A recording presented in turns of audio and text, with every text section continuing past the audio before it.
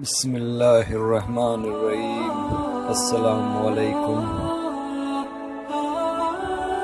نبی پاک صلی اللہ علیہ وآلہ وسلم کا ارشاد پاک ہے، جو شخص کوئی مسجد بنانے میں مال خرچ کرنا یا جان کی محنت کرنا دونوں آ گئے۔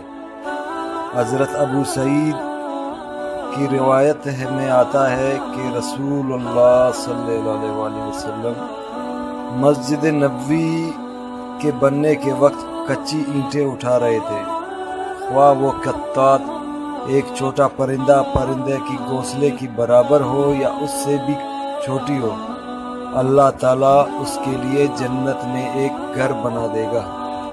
ابن خزیمہ و ابن ماجہ۔ برائے مہربانی ہماری حوصلہ افزائی کے لیے ہمارا چینل سبسکرائب کریں۔ وآخر دعوانا الحمدللہ رب